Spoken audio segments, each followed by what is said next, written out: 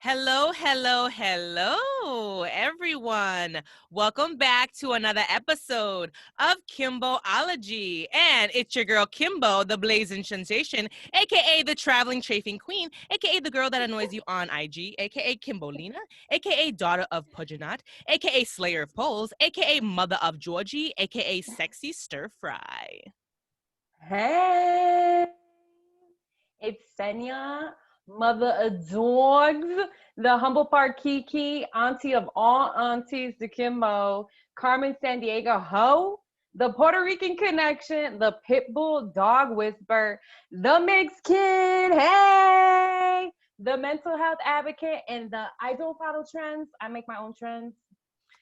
Bitch, you forgot to say AKA. What the fuck? It doesn't work if you don't say AKA. Bitch, those are my names. I don't give a fuck. Say it again with the AKAs. Weirdo. You just fucked it all up. Start over.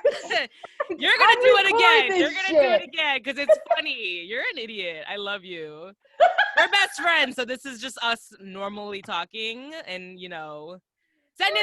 This is Senya, my best friend. She's joining us today on the episode, guys. Let her do her AKAs once more.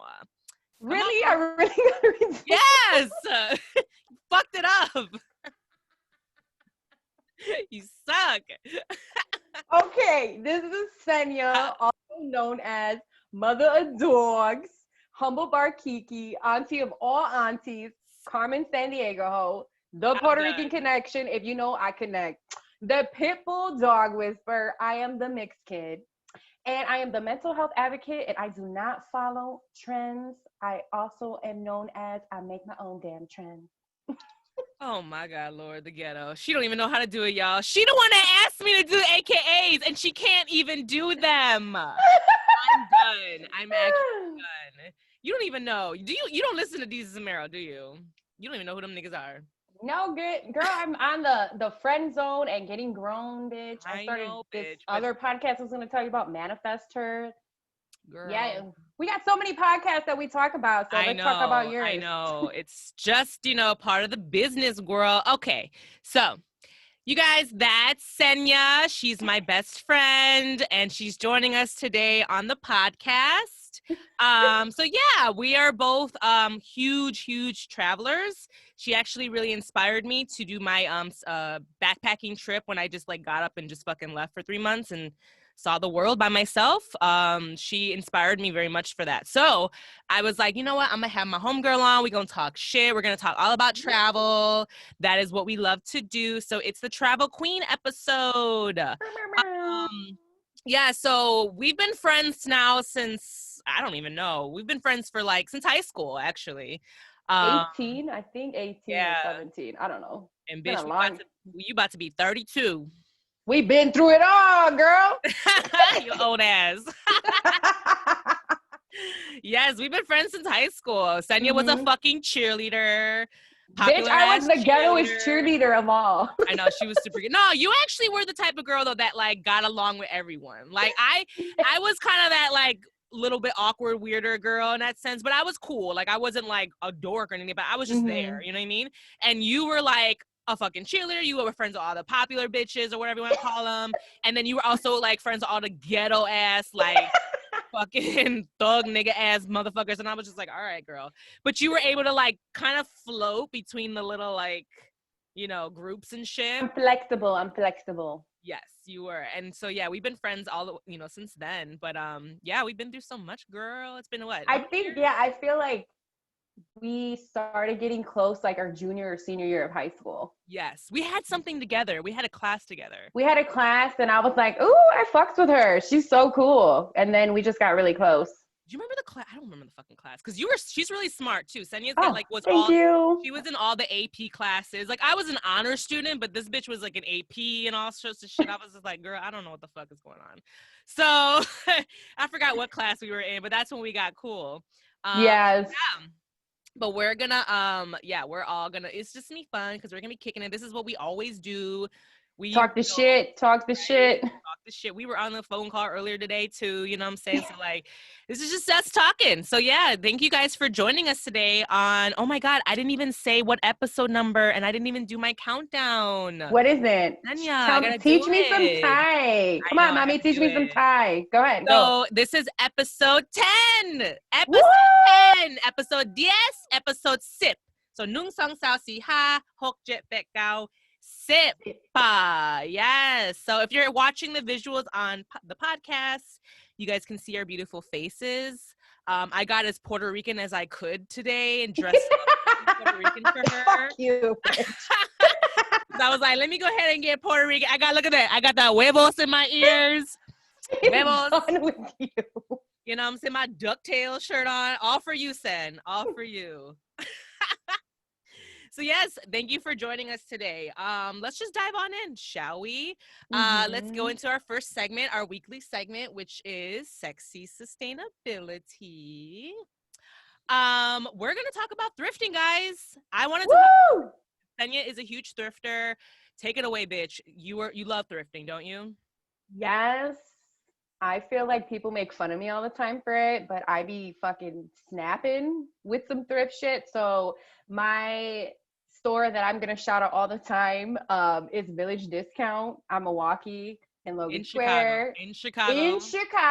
Sorry for you, everybody listening outside of Chicago. I love there. I was like raised on that store. We used to call it like the second.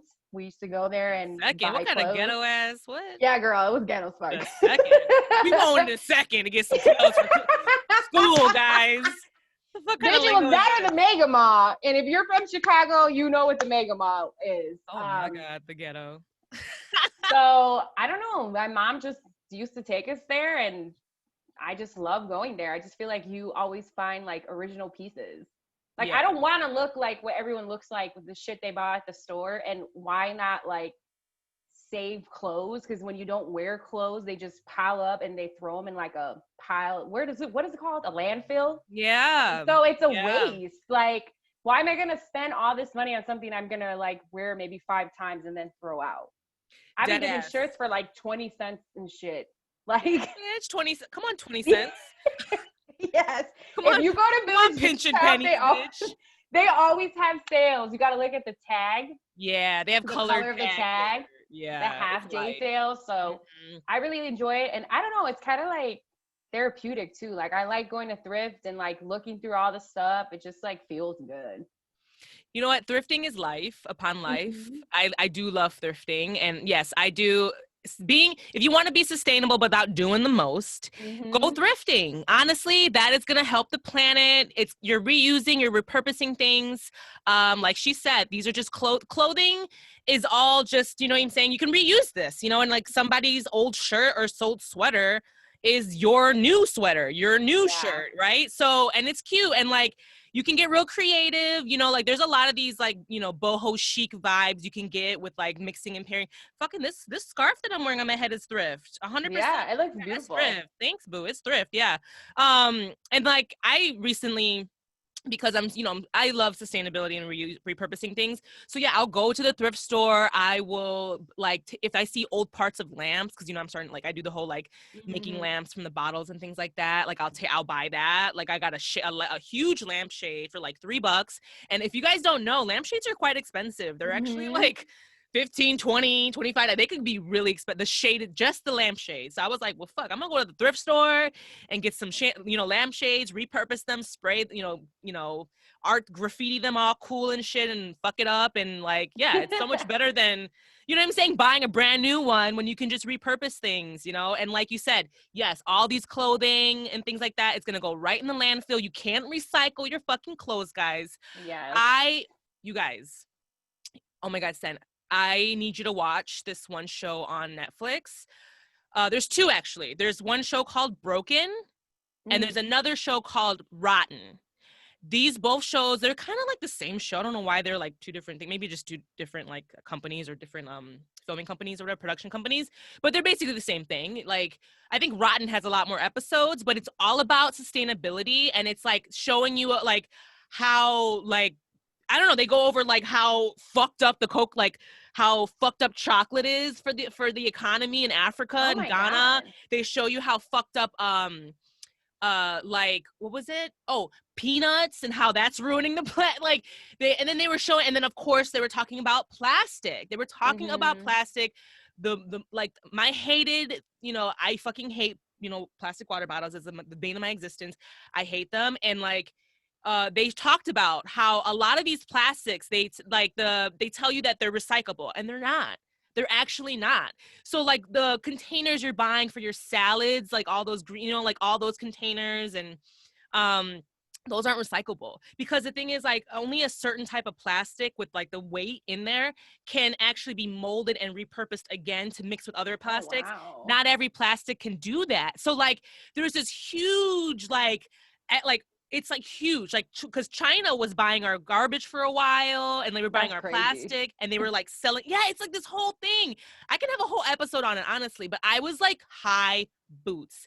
And I was so high, and I was watching that, and I was just like livid. I was like, oh my God, we gotta stop using plastic bags. That we gotta fucking stop. This is awful. Like, it makes you like, obviously you're high as fuck, so you're paranoid anyways.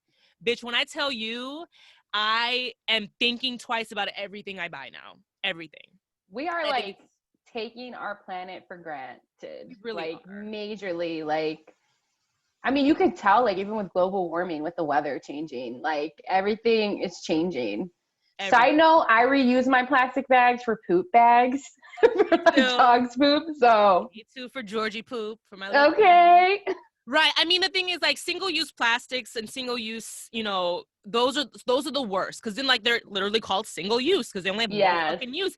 So if you can find a way to reuse those items again, like I take the old packages, like I told you, from like Amazon and eBay and all those things, I reuse them and I sell things, and I just say take the same fucking thing, I cut it open, I tape it back up, and I use that again, because I'm like, you gotta try. Like, I feel like it's our responsibility as people too. I mean, like, it's obviously, this is like on a higher fucking level. Like, a lot of this stuff, if you watch on Netflix, Broken or Rotten, it was like, this is all about money and power and greed, of course.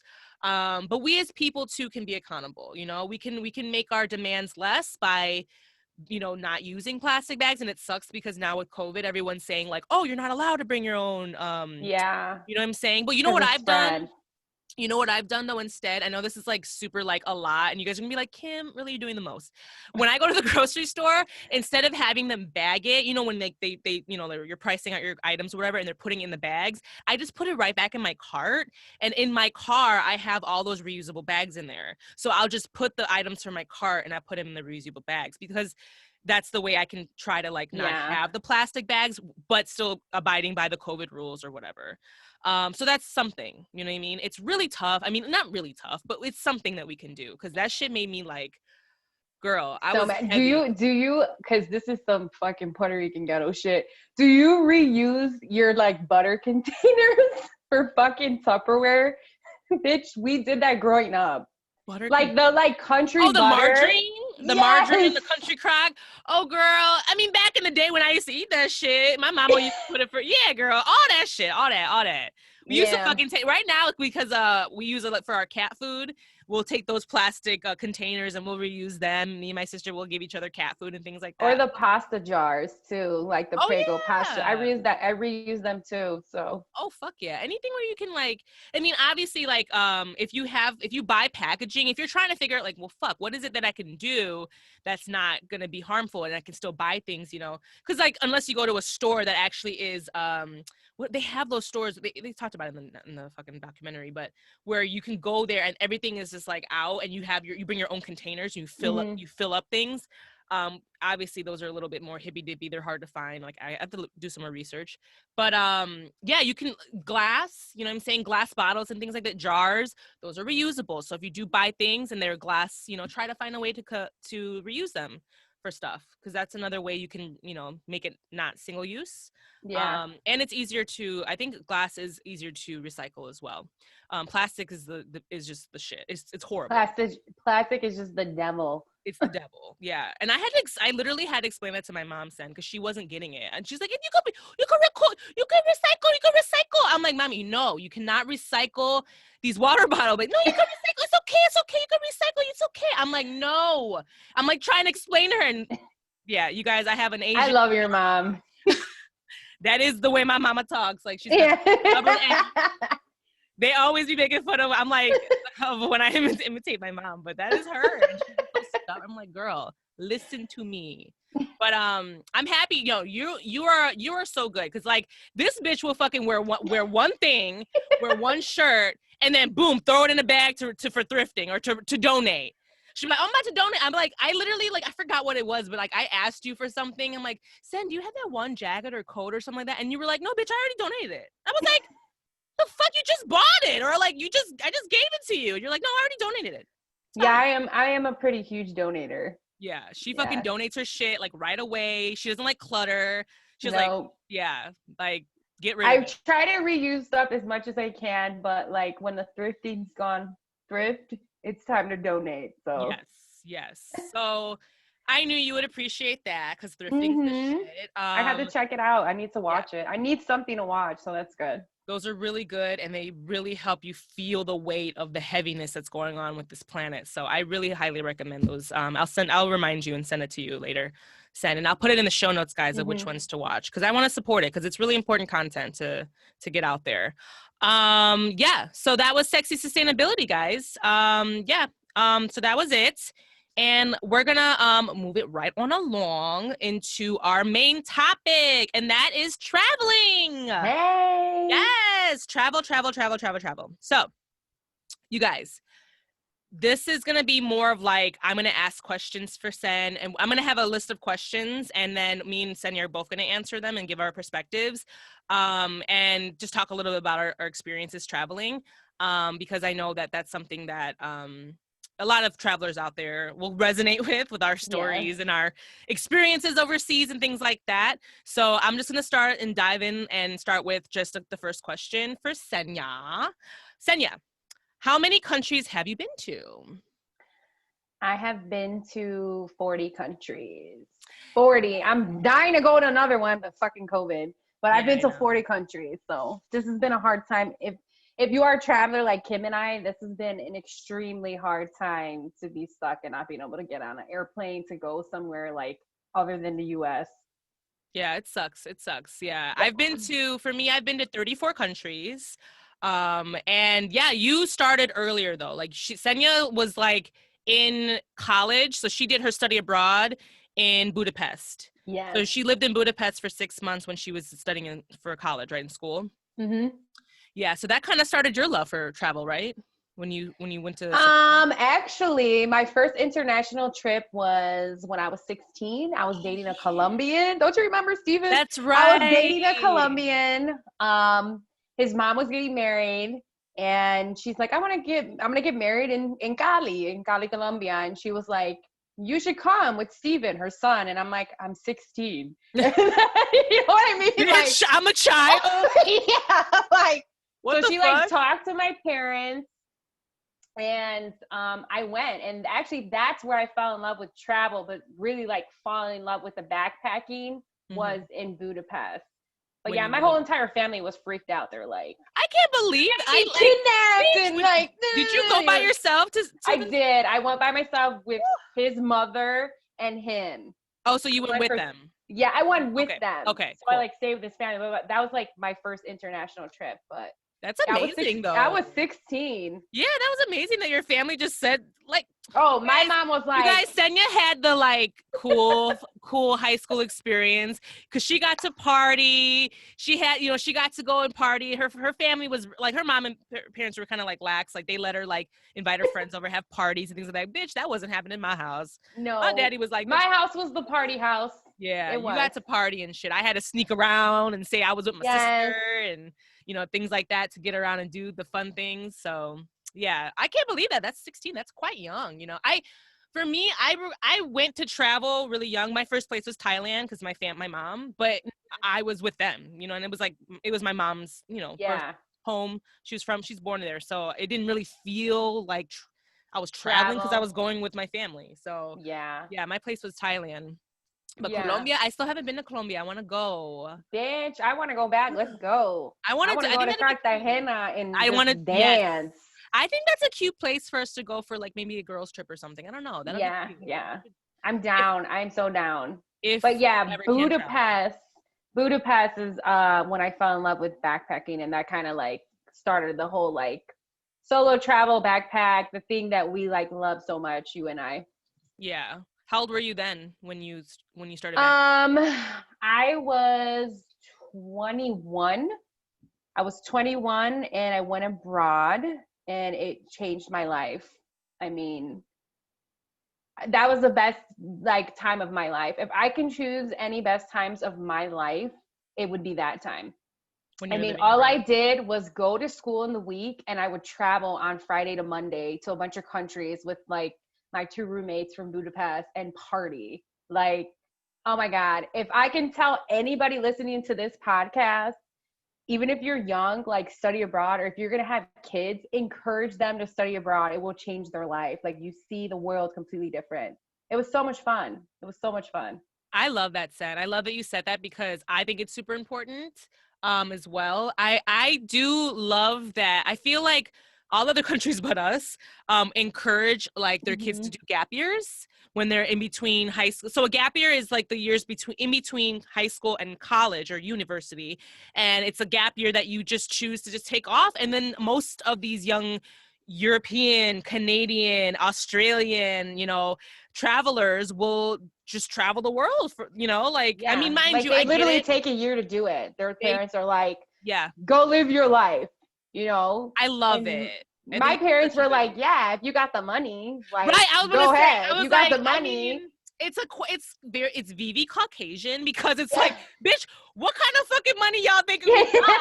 And you over here 18, you got no job, you want to go explore the world? Get your ass a Yeah. job, But I was 21. I was 21 for Budapest. But I will tell you this, I'm really good at writing, so I'm very good at getting scholarships. So she is. I got like, Bitch, show us your Cafe Bustelo fucking thing on the back of your fucking phone. This bitch got a fucking no. Let's talk about this bitch because I'm still pressed boots. This bitch got. She did like a contest, a writing contest for Cafe yes. Bustelo and won. And I think part of it was like you get free coffee for like your life or something like that. Like you get free coffee. You guys are bugging. I haven't got any more. Like, if I Bitch, get it, give I will us give the it to you. coffee. She's like, I don't drink coffee. I'm like, bitch, I drink it and I buy it. Give it to me. Yeah, Like, that was one give of it my love. scholarships. They She gave got a me like scholarship and then she got 10 money. grand, like Was it 10 10 grand? grand. Yeah. That's amazing. This bitch got $10,000 in free coffee the rest of her life. And this bitch don't drink coffee. And she won't even call him to be like, give me my coffee. Bitch, That's you got crazy though, friends right? that will drink that coffee. I hate you. With your Yo, fucking I needed my coins. I was like trying to get up out of fucking shitty ass North Lake. I was like, bye. Like, I ain't down no with for these the people. no for the North Lake Plug. No for the North Lake. Stop. No. I tried to get out of there and I did. I was like, fuck this. I'm gonna write. I'm gonna get the fuck out, and I got scholarships. Crazy thing is, I came back with money still. That's So amazing. And yeah, then what? Do you just get to keep it? yeah, I did. I got to keep it. I used it on other fucking trips. That's lit. Yeah, that's lit. You have always been really good with writing, and like whenever you needed money for like school, you're like, I'm about to write this. I'm about to write this paper, and then like the next week or two or a month, she'd be like, Yeah, I got the money. I got the scholarship. I'm like, Bitch, damn, the fuck. And like for me, I went to a private art school, so there was like none of this existed. Like I couldn't go write up shit for scholarships. Like I couldn't. Like you went to DePaul, so DePaul is a really awesome school, and they have all sorts of programs. I went to Yeah. I went to a fucking private art school where it was so expensive, and it Yeah, was but you like are so talented. Like, I say this all the time to Matt, my partner. Like, out of all my friends, like my best friend, my Louise, she is so talented. Like, you are so talented in so many different like lanes. It's amazing. Like, I feel like all of us have our shit. I have like 2 or 3 lanes, but you have like a gazillion, which I think is awesome. Like, girl. seriously. And you're not like mediocre in them. You're like fucking awesome in all of them. Aw, thank So I'm you. like, this bitch needs to teach me how to dance on a pole. No. Yeah, bitch, you never took my fucking classes. Hey, I was always there. I always showed up for your performances. So Not always. most of the time. Girl, bye. Whatever. No, I appreciate you saying that. I really do. I just wish that my bank account reflected my talent. How about that? Because the bitch, I'm like, well, really? if you're listening, please, I know. send a check to Kimbology. You can I'm cut me a little manifesting it. coin. Cut me a little coin on the side. I'm like my friends are always like, bitch, what the fuck else are you doing now? Like, I'm doing this, I'm doing that, oh, I'm doing this. And they're like, God damn, Kim is always doing the most. My mama be Yeah. buying your shit. My mom bought a Yeah, lamp from you. your I got family. your pillows all in my house. True. Like, whose pillows True. are? Who You made guys, these if you pillows? guys, Oh, my best friend made these pillows for me. if you guys ever watch the show Girlfriends, did you ever watch the show Girlfriends? Yes. Bitch, I am Lynn. Like, I am fucking Lynn Boots. Like, I remember when because Orlando was obsessed with the Girlfriends. It was like on Netflix. I rewatched the whole fucking like series, and he was like, "Oh my god," he's like, "I am fucking Tony Boots." Like, he's like, "I'm Tony." He is. And I'm like, "I'm Lynn as fuck." Like, I cannot. Like, that bitch was always like she always had she was always in she had all these degrees, but no money and no job and shit. She had a million different things that she did. Right. Yeah. I was like, oh my God, I'm Lynn. Oh my God. That's so true though. Oh my God. That is so cute. Thank you so much for saying that though. I appreciate that, boo. Dan, I don't even know where we were going at. Oh yeah, so we were talking about the questions. Yeah, so your country, this is gonna be like this, guys, because we're best friends. So this is gonna be like interesting. So hope you guys enjoy it. If not, sorry. Yeah, so let's move to the second question. Okay. So second question is what's your 5 favorite countries to visit? Okay, so I wrote my countries down, and my top one is Hungary. So Budapest. Budapest just holds a special place in my heart. It like completely changed my life. It's just like a hidden gem. It's like in Eastern Europe. Hungary doesn't get a lot of play. People don't think to go there, but it is like one of the funnest fucking countries I've ever been to. Like, it's just so fun. It's so fun. And a lot of people go there, like a lot of international people. It's like a hub. So, cause like I went to school there, international school. So I just, that place just holds a key part in my heart. So they're number one, just because of my experience. And then my second country, if you haven't gone, Sri Lanka. I know a lot of people don't think of that either. Yeah. Sri Lanka is the shit. I feel like so many people sleep on it. It is so awesome. Like, it just has everything. Like, it has like the vibes, the religion, like the forest, like the food. Oh my God, the food is so amazing. Was it expensive? No, and that's another thing. My top 2 countries that I just gave you, they're really cheap. Like, super cheap. Like, Sri Lanka was so cheap. I couldn't even believe like what we were spending to like be there. Do you remember how much like a meal to eat was? Like, if you can remember, like if you like say $5. Really, like a full meal? It's so cheap. Like, Okay. we stayed in this place in the mountains that was like $30 a night, and if you would have stayed a place like that in the US, it would have been like $200 a night. Like, the view, I mean, it was incredible. It was incredible. And then my third country is Egypt, just because like the pyramids.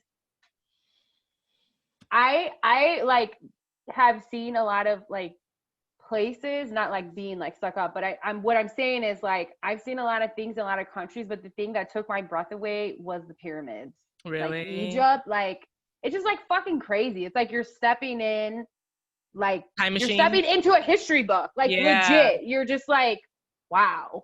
You know what I mean? And then my 4th and 5th was Israel and Jordan. And I will say Israel, Palestine, because I do represent, I am. Are you free Palestine? Free Palestine. Fuck yeah. Okay. I am for them. So when I went there, it was incredible. I thought it was so cool to be in the Dead Sea. That shit was hilarious. That looks really cool. Yeah, the Dead Sea was cool. And then I love that we went to Jordan too.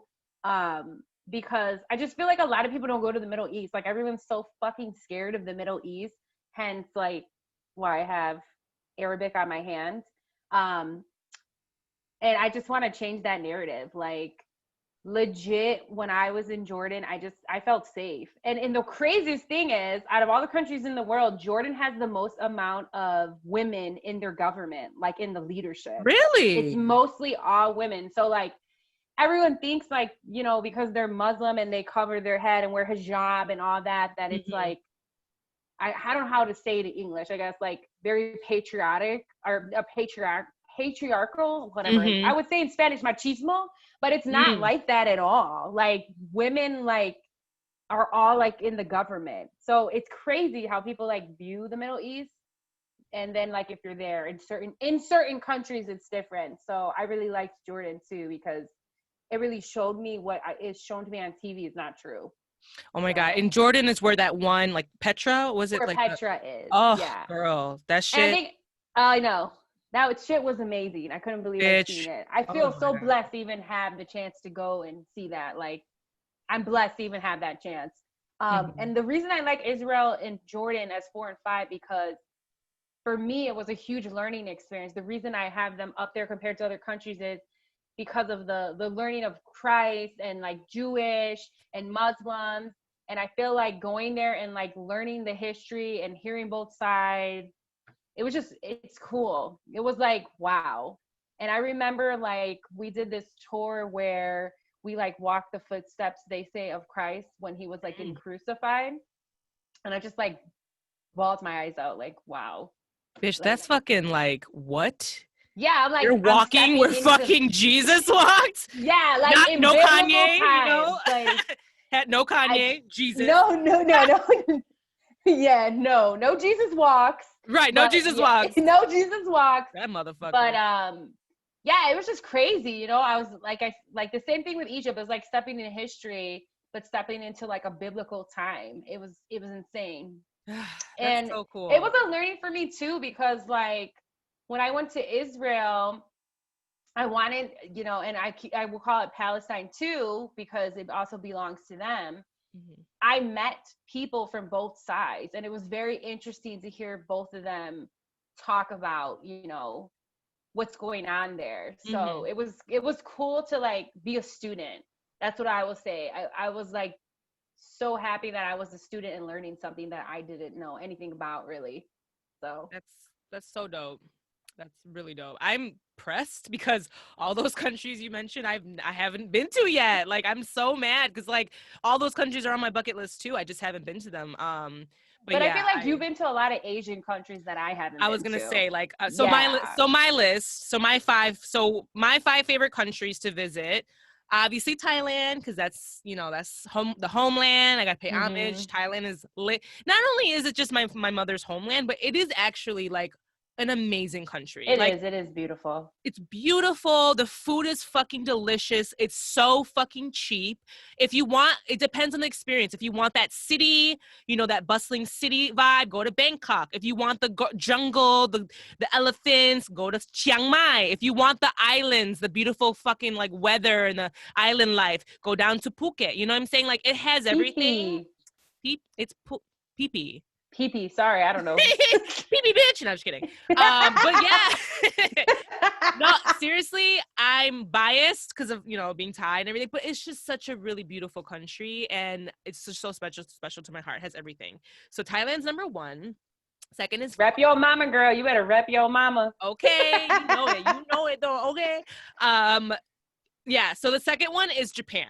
Like I fucking love Japan so fucking much. I've been there twice. I will go a million times more. I could live there. It's gonna, the only thing is like, English is not as readily available as people like No. when you go to Japan, like some of these countries, it's legit.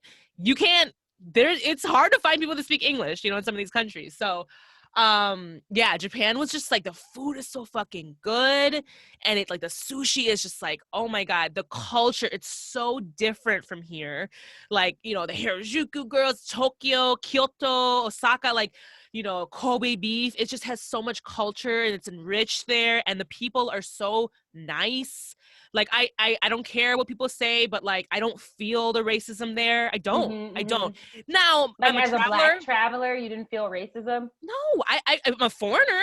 You know what I'm saying? So I Mhm. felt that Mhm. foreignerness. Like I was like, okay, well, I can't read the characters on the wall, so let me go ahead and talk to them and see. You know what I'm saying? It wasn't a matter of me being black. It was a matter of me being a foreigner. You know what I mean? I didn't feel that because some places you go to, you feel it. You're like, oh fuck, Well, yeah, like like oh my god, like I'm worried. You know what I mean? But like no, no, Japan, like no, they're for yeah, for they're sure, just minding their especially own as a business. Like they're just doing yeah. their thing. They're like, no, I don't give a fuck about you. I gotta go to work or I gotta do this, and I don't care. And it's so great. It's so great. So that's Japan's number two. Australia is number 3, and another reason, because it's close to home as well. I live there. I love Australia. It's another place where it felt like home as well. Mm-hmm.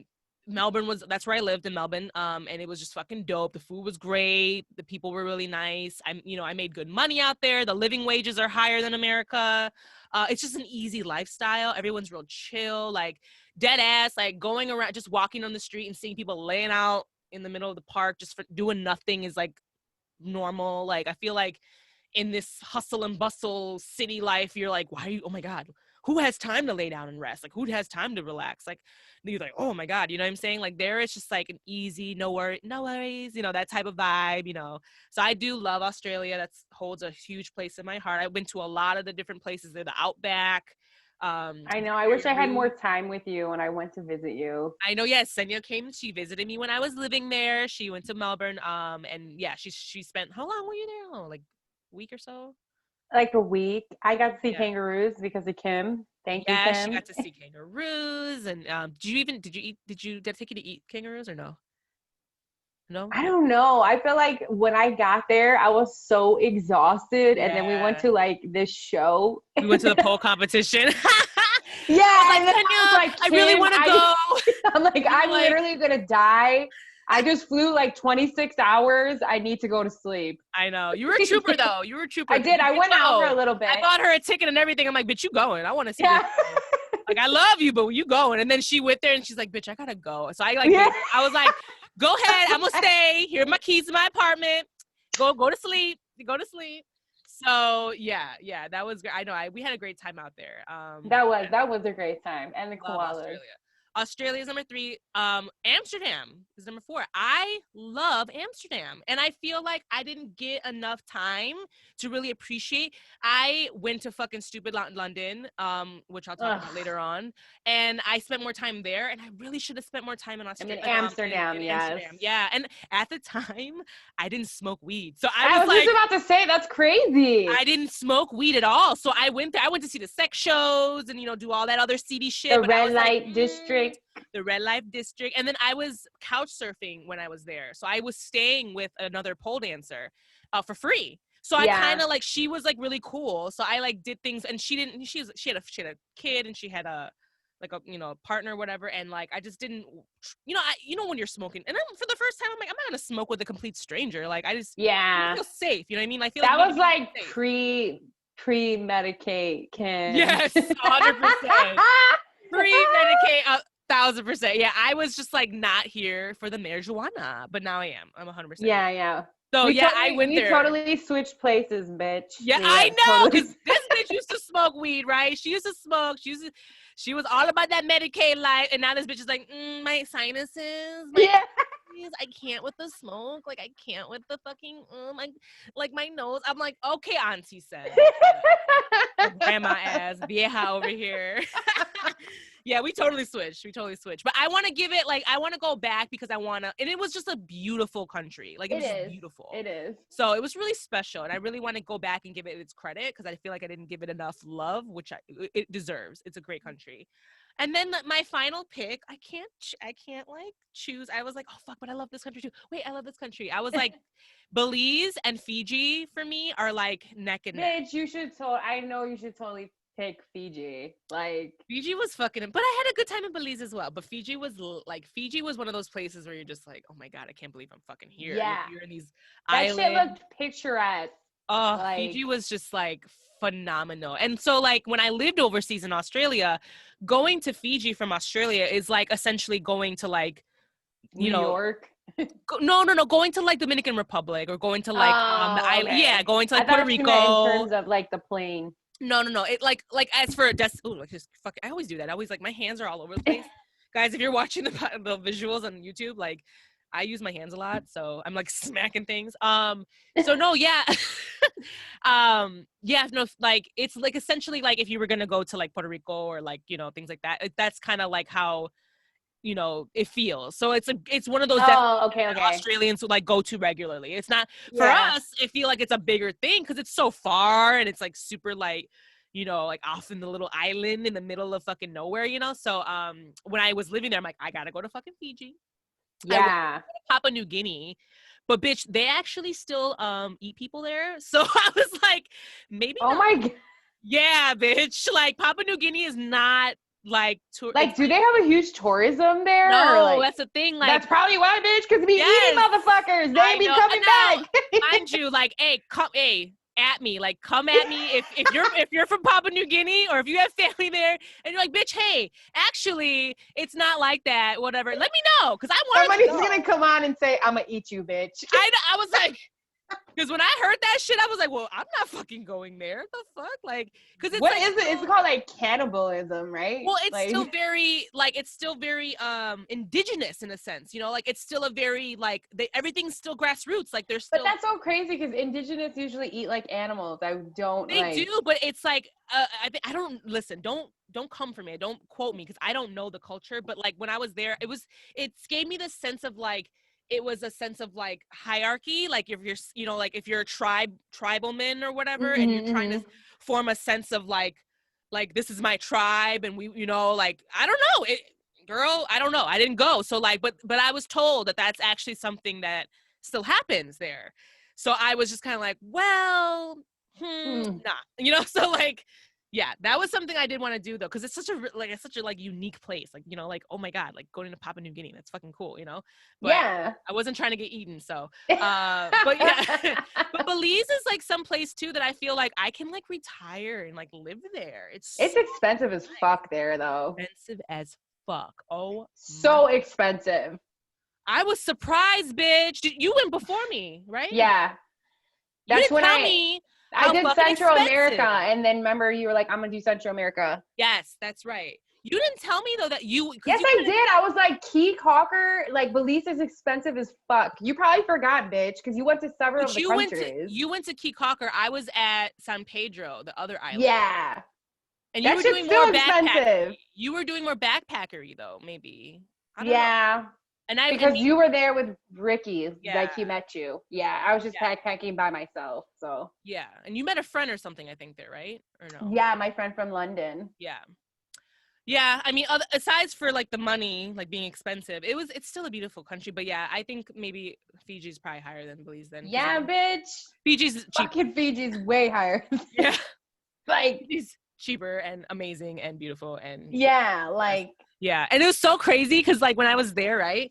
And I got this a lot of places I went to. You probably did too because you know we're both mixed. We're both biracial and mixed. mixed kids. Yeah.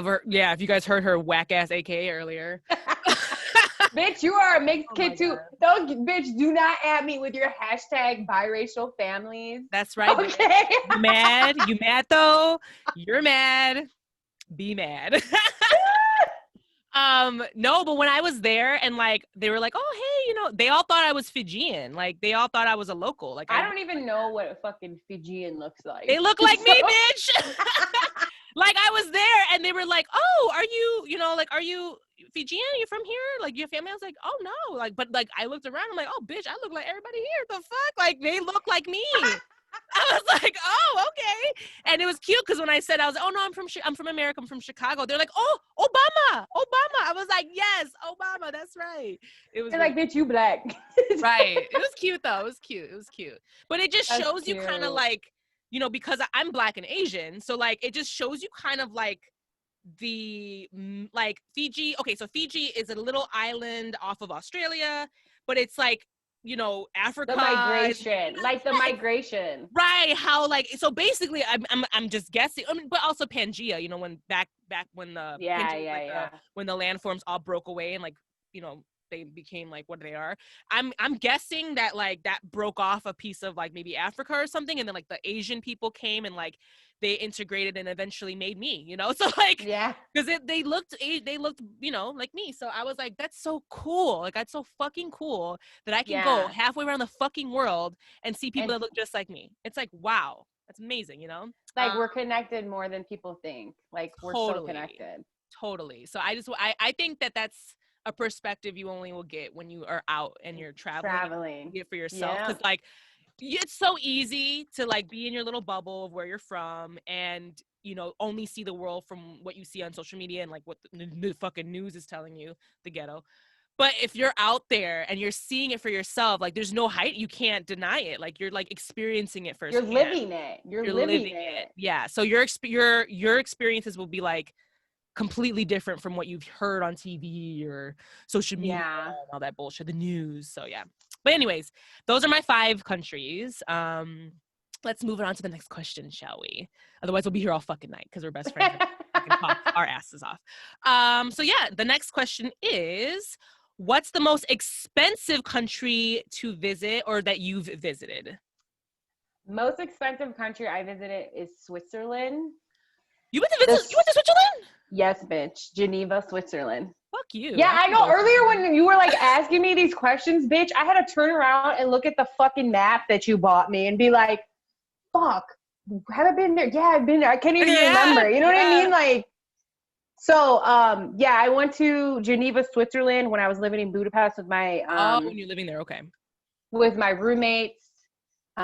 Susie and Natalie, if you hear me, shout out to you. Susie had an aunt that lived in Geneva, Switzerland. So she's like, yes, come stay with us. So we came and she gave us like her whole fucking house. It was beautiful. And we stayed there. But dude, it was so expensive.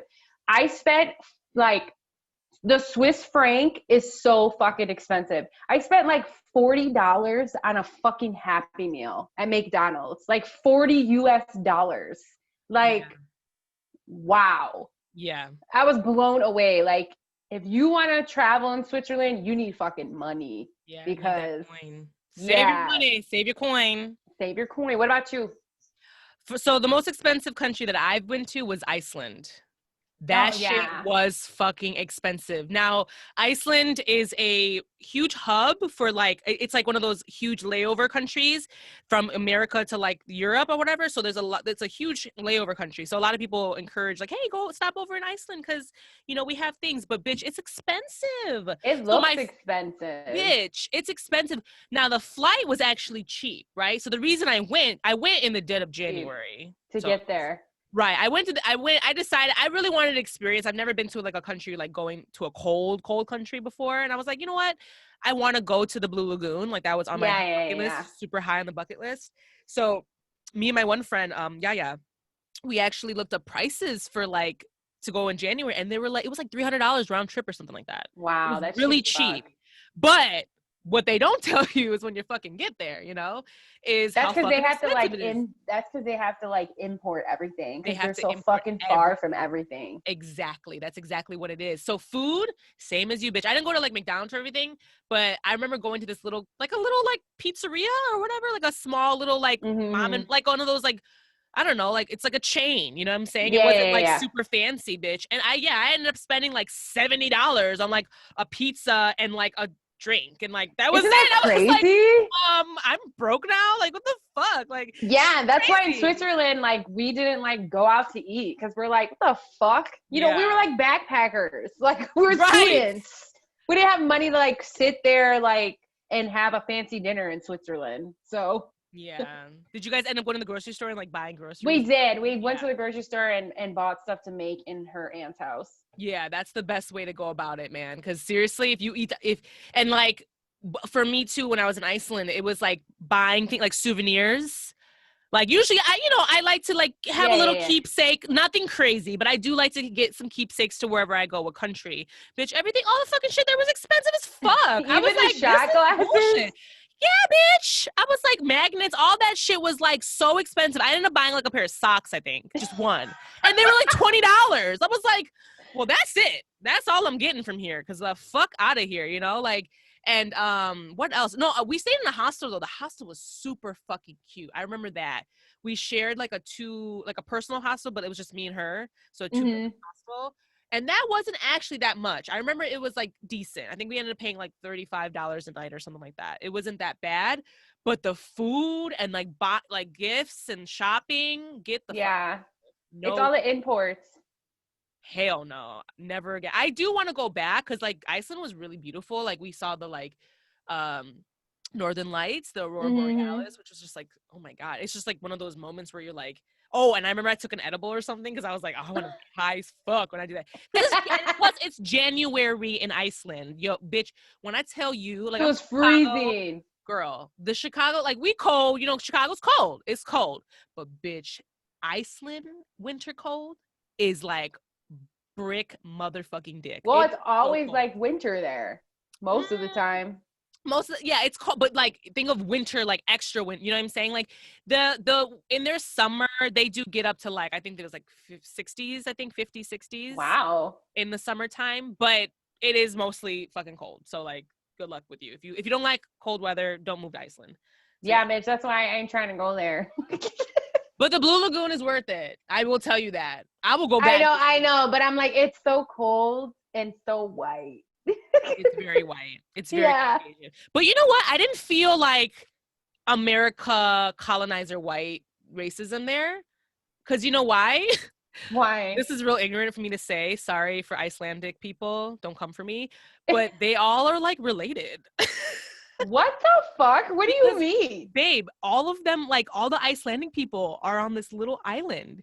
So Oh, they that makes all sense. are That makes related. sense. Like That everyone's makes sense. fucking each other. Was like, bitch, there is a fucking app. I had to ask this because I was curious as fuck. I was like, what do you guys do? Like, okay, so they have this weird thing and like where they all have the same like last name or something like that, or the same first name. They all have something in the same in their name. And so they don't know who, like, so if you have the same last name, like you're like, okay, well, are we related? Are you my cousin or what? They have a fucking app or like a Rolodex or like an Oh my internet search God. where you can see whether like how far apart your bloodline is to see if you're like fucking your cousin or not or some shit. It was wild. That is crazy. Yeah, I was Well, like, they're only whoa. on like that piece of land, so that makes sense. Right. But they have to like do that so they know whether they're fucking their brother or not, or like some shit. I was like, this is fucking weird. Like I was like, wow. So it's strange. But if you think about it, yeah, you're on the small island, so you got to like kind of be careful about. I don't know. It was cool, but yeah, that's Iceland for you. If you guys want to go to Switzerland or Iceland, please save your money. Have that money. Yeah, have that money. I mean, did you love it though? Was it beautiful? It was beautiful. Yeah. It was beautiful because it's like right there by France. They speak French. They speak English. But it was beautiful. It's like, I would say Switzerland is very posh, um, very uppity, but it didn't like turn me off. It was like posh in a beautiful, like humble way. Okay. I can respect that. I think that's like kind of how I was getting Iceland too. Like I didn't get yeah. that. It wasn't like I'm better than you. Like it was like humble, like humble. Yeah. Like Like I have nice things and I'm grateful for them. Yeah, which I can respect. Yeah. Mm-hmm. All right, cool. Let's move on. So the next question. Well, we just did the most expensive country. Now, what is the cheapest country to visit that you visited? The cheapest country I've been to is India. India. Yes. I mean, it is so cheap, but it's so cheap because there's a sad part to that because it's like so much poverty. Like one of the poorest countries in the world, in a way, because like when you're in India, like I think I've never had my mind blown like culture shock until I went to India. So I went to India and like just seeing like all the poor people like on the streets, like kids, like beggars, like it's for real. Like if you've seen, some Dog Millionaire, my experience in India was like, you see that. Like there's kids that just beg for money. Like they're basically like prostituted out by like a Indian pimp or something that's like trying to make them beggars and use them to get money from people. So they're everywhere. And it's sad. It's like really sad because they don't have shoes. Like some of them like barely have clothes on. Like it's super sad. So I feel like, yeah, that was a huge culture shock for me because I've seen poverty, but I've never seen poverty to that level. Yeah. Where it's just like everywhere you turn. You know what I mean? There are nicer parts of India, and I went to India for a wedding, and I stayed in a very nice, part of India because our friends are fluent in India. But that was the second time. I've been to India twice. My first time, like I was like, I'm the type of traveler where I really want to see what the country is. I'm not a bougie bitch. I don't like to like travel like that. I want to really experience the country for what it is. So my partner Matt thinks I'm a little crazy because he's always like, you want to stay in the cut. That's just how you are. You like to like, you will like, you're crazy as fuck. Like he thought I was crazy when I went to Egypt by myself as a woman, and I stayed in the cut. Like I didn't stay in a nice hotel. So when we went the first time, we stayed like by the main train station of India that takes you like, if you've seen like National Geographic or even movies, like the train that like you take in India, it's like everyone's just hanging on to the side and like, I've seen you that. know, yes. And so we stayed like right by this train station, which well, I'll get into later on about like the crazy story. But yeah, it was very cheap because it's just like a lot of poverty there. Like it's just so cheap unless you're like super affluent there. Yeah. But even if you're affluent there, like it's still cheap because the money like how much money you have here is so much money there in India. Right. So, I mean, when we would see the kids, I would give them money and like, it was sad. Like we went into this museum and this kid was outside with like a bouquet of flowers with no shoes. And he's just like selling them. And we, instead of like giving him like a little coin, which you would usually give we gave him like 2 bills, which I think it was like $20. And when we gave it to him, he just literally gave the whole bouquet of flowers to us. And we're like, no, just keep. We didn't even take the flowers. We're like, just keep, because that's like his work. The kid was like freaking 8 years old, you know? So yeah, that's the cheapest country because of like the poverty situation. Yeah, my friend Sabrina, shout out to you, Sabrina. She's gonna be on the show probably soon. She told me when she went there, she's Black and she went there by herself too. But she told me that she like said that like they're so poor that they can't even afford to like bury their loved ones. And she said that there was like a river and there was just like dead bodies fucking floating in them. That she said she saw a dead baby. They were burning bodies because it was so like that they could not afford to bury their dead. So like they literally would just take people and like put them in a pile. Like when you're just like walking down the street, there'd be people just burning bodies right there and shit. I was like, girl. Well, you know that it's like poverty too because of the air pollution in India. Yeah. So obviously Kim made fun of me about my allergies earlier, but I am like huge on air index where I travel and like I want to know because how it's going to react to my body. The air pollution in India is like, especially Mumbai, is so bad because it's just so many people and so much poverty and like you said, like all that there's burning the body, like you know, it's crazy. It's crazy. I didn't want to believe like that Slumdog Millionaire like movie when I watched it, but it, you know, it was pretty like the poverty side of India. Like if you're not affluent, that's really like, you will see kids like that. Like that's all we saw. Like they would come up to our tuk-tuks and like, sad. Yeah. But that's why it was cheap because of the poverty. Right. Yeah, I haven't been to India yet, and I did want to go, but when I was, you know, told the same, you're a crazy bitch, because like you were like, I'll go by myself, but I literally was like, I will wait, because I went to Malaysia and I went to the part of India, like the little India part of Malaysia, and that was bad enough for me. Like I went by myself, and when I tell you the eyes, the looks, this nigga almost reached out and grabbed me. I was like, well, okay. Yeah, they do, like the fuck. It's just like I was like. Go on. They do, like femicide is kind of big there, like the raping of women and stuff too. Yeah. So that's why they tell you, I'll be honest with you, like that's when I went by myself the first time, like my partner Matt and my family, they were just like really freaked out and thought I was crazy, but. You gotta live your life, right? We can't believe everything we see on the news. True. We have to be cautious. Yeah, that stuff was there, but I was like cautious, so. But we'll get into some crazy stories later on with some of the questions. Yeah, for sure. My cheapest country that I visited was the Philippines. I think that now it's Asia, so there's a lot of, you know, obviously Asia in a sense, like, you know, most of the countries there are pretty fucking cheap. And I've been to like almost all of them. Japan is not part of that. Japan's like it's expensive compared to like, you know, the Philippines and Thailand and things. Thailand used to be really, I mean, it's still poverty, but it's like so much better. It like when I was a little girl, like growing up as a little girl and being half Thai and half Black, when I would tell people like where my mom was from, they didn't even know what Thailand was. Like that was my childhood. Dead ass bitch. Like when I was growing up and I was like in like grade school and shit, they're like, where's your mom from? I'm like, Thailand. They're like, oh, Taiwan. I'm like, no, there's another country called Thailand, like that Siam, you know, like that's where my mom's from. And then they were just like, huh?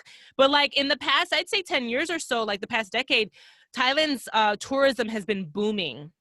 So they're you know what I'm saying, like it's just now it's just much more, you know, in a sense, like there's just a lot going on there, and there are more like richer areas and things like that. It's still got the poverty ring, but when I went to the Philippines, like I was like, that's when I had my kind of like what'd you say, like when you went to India and you were like culture shock. Yeah, like, I had holy shit. Yeah, I had a culture shock moment in Manila, Philippines. And I'm the same too, girl. Like I guess I don't really be looking for the cut, but the cut be finding me, girl. Cause when I was like looking for my hotel in Manila, bitch, I literally like walked out of my hotel room and then like I looked outside, and it's like when you go outside, it was like, imagine when you're looking at like I'm trying to see how I can explain this. It's like those paper shack homes, like literally people living like the huts. Yeah, but they're literally living in like just whatever they like, you know, like maybe like what do you call those, like metal plates? Like they use like some of those metal plates for their like walls. Oh, and it was like stacked up on top of one another. Like, you know, I don't know, there's like, this is really ignorant to say, but like, you know how when what is it, Colombia, like the areas where they make the like, cocaine and things like that, and like, and it's like very like, it's just all the these campo, like shacks. like Yeah, like they're shacks. Yeah, they're like little shacks.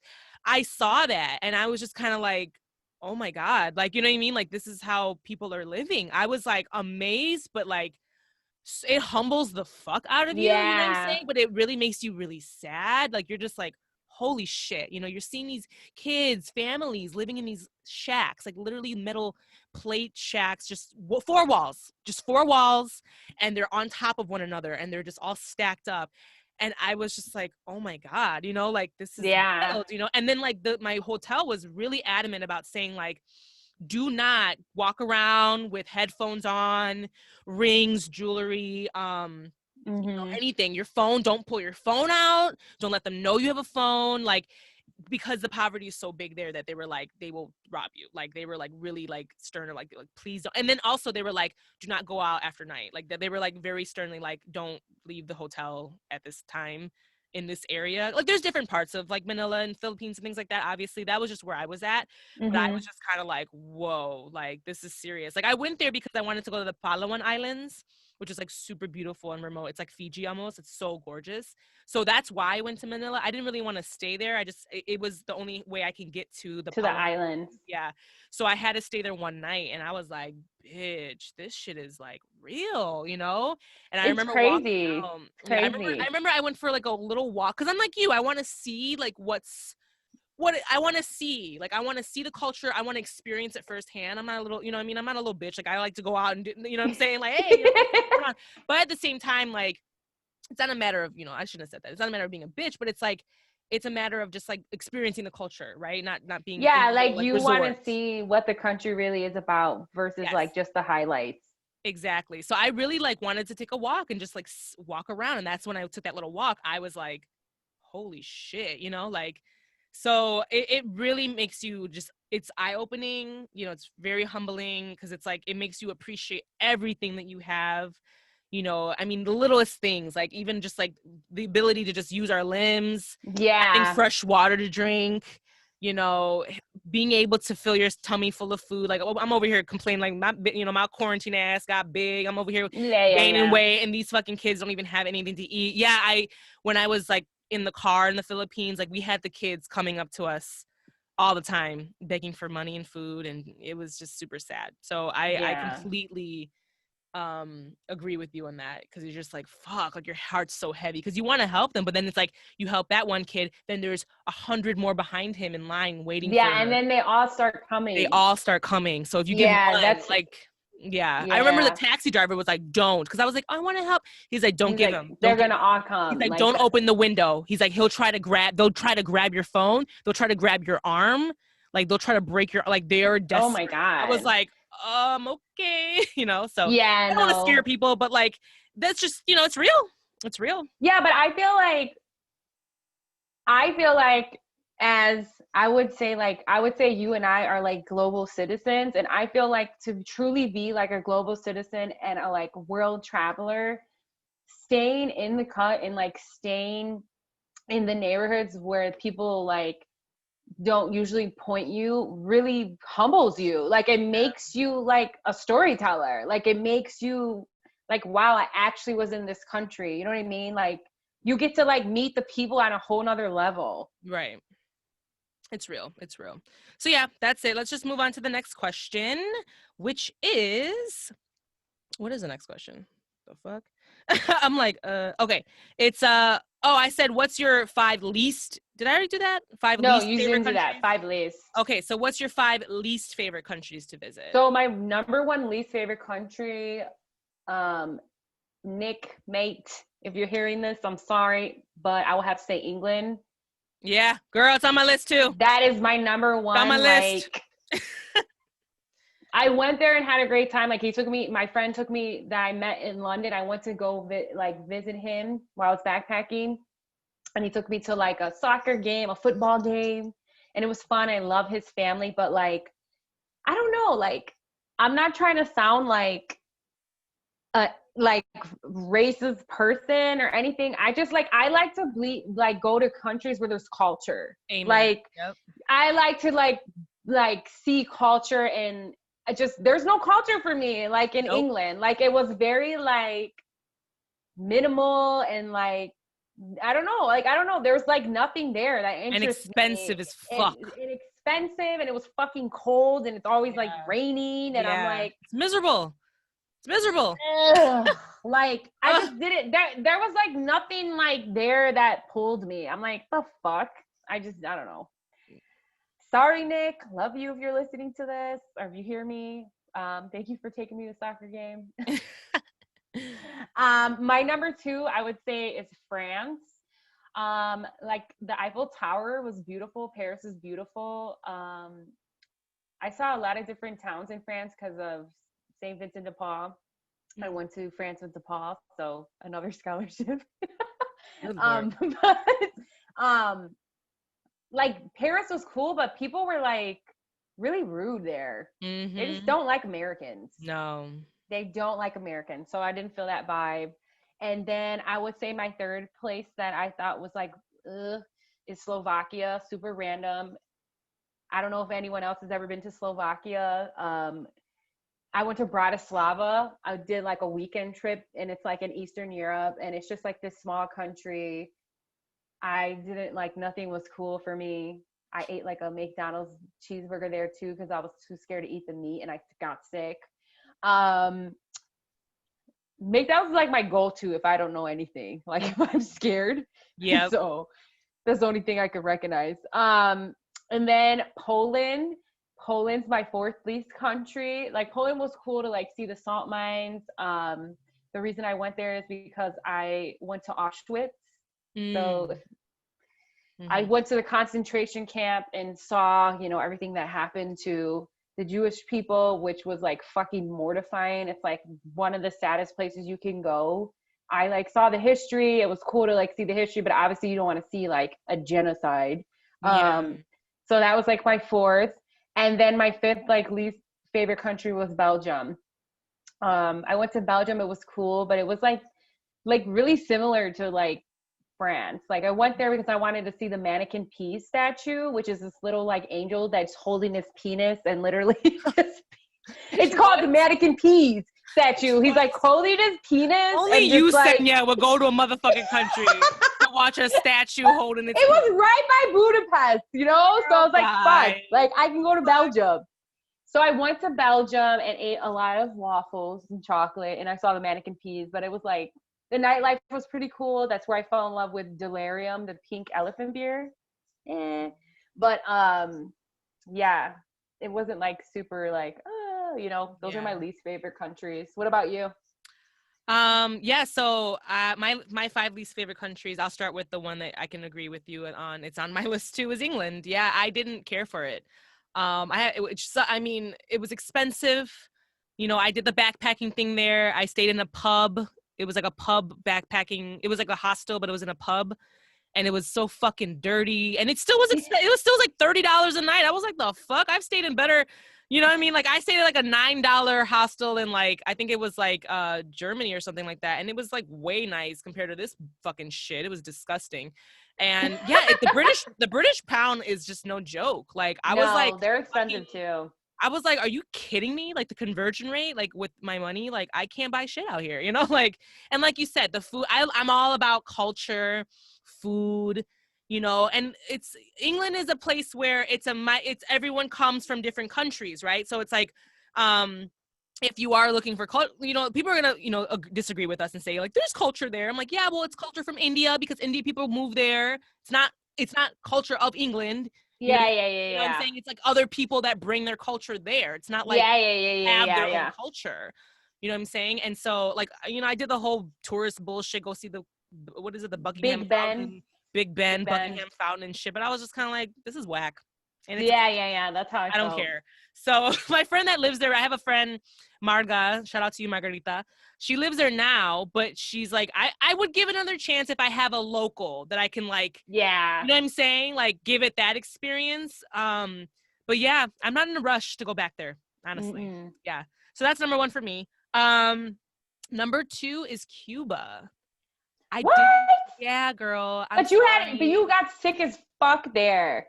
It just, that's why. That is shocking to me for you. It's one of those places, and it sucks because my partner's like, would love to go to Cuba, but obviously, like, it's not like we can go. Thanks a lot, Trump, you're a piece of shit. He shut the borders again. I mean, I am a dual citizen, so I have another passport, so I can go. I can get my ass but Ricky there. Can't go. Ricky can't go. Yeah. So, and he wants to go, but I'm like, I don't want to. Like, mind you, I thought Cuba was smaller than it was. You know, Cuba's huge. It's enormous. It's big. So I went there for like 6 days, bitch. I went there for like more. I went for like a full week. And I really thought I could see like all of Cuba or whatever. But no, bitch. Like I was in Havana and I did like the little like tours, like the day tours and things. But they took like 4 hours to get to these little towns. Yeah, you need a car. You need to either rent a driving service, a car, or, you know what I'm saying? I think I did like a tour bus. I don't know. I did a bus or whatever. And like I went to Vinales, where they make the Cuban cigars. That was cool. You know what I mean? I rode on a horse and all that shit. But I'll be honest with you, like the food sucked. I didn't have good food there. Really? Yeah. We had good food. No, I didn't have good food. So that, you know me, I'm all about my fucking stomach. So I'm like, I need to eat. And if you have good food, sign me up. So I didn't have good experience with food. Plus it was also like, in Havana, like I would walk around and like all the meat and the shit was like all out. There was no fucking like fridge or anything. So it was just like, ew, like I don't want to eat that meat that was just like out in the sun, and like it made me uncomfortable. So I was like, okay. And yeah, speaking of, I got food poisoning there, and fucking almost like I was like dead to the bed for like a day and a half because I think I fucked up, and like you can't drink the water there. You cannot drink the water there. So I drank the ice cubes when you were drinking. Exactly. Like I met these cool ass, like in the like casa that I was staying at, I met this cool ass older couple from South Africa. They were so cool. And I ended up like going and partying with them. But we went to drink and like we went out drinking and like some of the drinks I had ice in it. And I didn't think like ice cubes, water. Ice, yeah, water. So I drink it and bitch, I was dead to the bed for a day and a half. I had a whole plan to go to a different, you know, 1-day trip, and I couldn't do that. So that sucked. And then also like it's just shut off from the fucking world. Like I couldn't reach anything. I couldn't let people know I was okay. Like I couldn't connect to their shitty ass. They claimed they had internet, and I bought that little sheet with the little paper to like sign in, and like that didn't work for me. So you like meet somebody in their park, they're like, yo, what's up? Right. You want an internet code? I was like, Wi-Fi password? What the fuck is this? Like, yeah, it was, yeah. So I don't know. That was Cuba. That was for me. That was my experience. That's shocking for me. Yeah, I don't know. I wasn't feeling it. And then my third is Germany. Yeah, I went to like Munich, München, or whatever you want to call it. You know, I went to like, I went to different parts of, I even went to, what's it called? Berlin. You went to Berlin. I went to Berlin too. And I've heard people were like, oh my God, Berlin's so much fucking fun. It's the best city. And experience that. I was like, what am I missing out? I was like kind of mad because like I went there expecting that, like the dopeness and the fucking girl. I went there and I was like, this is whack. I didn't see any of the coolness that people were talking about. So I was like really kind of disappointed with Germany and the food. It was just like sausages and beer. I was like, all right, okay. So I was like, so yeah, that was number 3. And then, plus the language. Germany is really like, when you're just talking to regular people, they're just like, and we're just like, okay, I just want to know where the bus is. Like, the fuck? Like, you're yelling at me. Like, stop. Like, it was so aggressive. Oh my God. The German language is aggressive boots. I was like, ah. And like I remember asking this like one old like German white lady, and she was like, she had the meanest face, and I was just like, hi, where's the like, I was like looking for the train, and she's like, yes, I was like, never mind, I'm good. Like, I was just like, holy shit. So yeah, that was Germany for me. So, and then number 4 for me was Myanmar. So I went to Myanmar. Really? It's so beautiful from your pictures there. So kind of like you said, like you went there for one reason, right? You went to a certain country. You said you went to one country for like to see one thing, right? Like yeah. I did the same thing there. Like Myanmar was right next. It's right next to Laos and Cambodia and Thailand. It's like right there. It used to be called Burma, but now it's called Myanmar. And it had this beautiful like golden temple that I wanted to see. That was like really high on my bucket list. It's called the Shwedagon Pagoda, and it's this beautiful like golden temple, and it's gorgeous. It's beautiful. But the city that it's in, it's called Yangon, and that city is another one that's like, you walk in the streets, super fucking dirty. Poverty. It made me feel uncomfortable. Like I wasn't comfortable in Myanmar, and I just kind of wanted to like, as soon as I got there, I just like got there. I'm like, all right, I want to go see the Shwedagon Pagoda and then leave. Like that's how I felt. So for me, like that wasn't a good, you know what I'm saying? When you want to leave the country so fast, like that's saying something. So yeah, it just wasn't, it's got culture. It was unique, very unique in that sense. It's hot as fuck when I went to the Shwedagon Pagoda. It was hot as balls, but yeah. And it just, I don't know. Someone told me that I should have gone to the other city where there's like the beautiful balloons, like the hot air balloons and shit. I can't remember the fucking city right now. It's not Yangon, but it was gonna take me like, there was no other way to get there but taking like a 7-hour bus ride there. And your girl was like, yeah, and I was like, nah, I'm good. I'm so good on that. So yeah, anyways, that was Myanmar. And then my last is Singapore. Again, it's a small, super small city-state country. It's very metropolitan. It's a country, but it's like, they call it a city-state. Isn't that what they do? They call it that.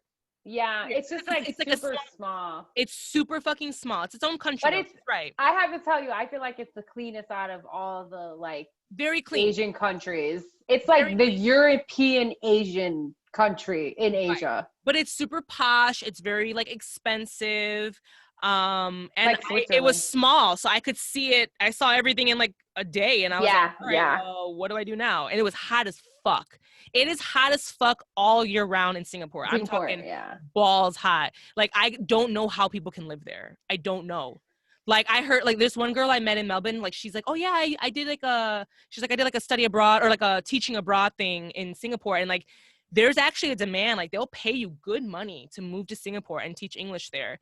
But it's because it's so fucking hot. It's like no one wants to fucking live there, and it's expensive. So it's like, fuck that. Like I don't know. You're gonna have to pay me a lot of fucking money to go live in Singapore. Like that's how like I wasn't feeling it, girl. I really wasn't feeling it.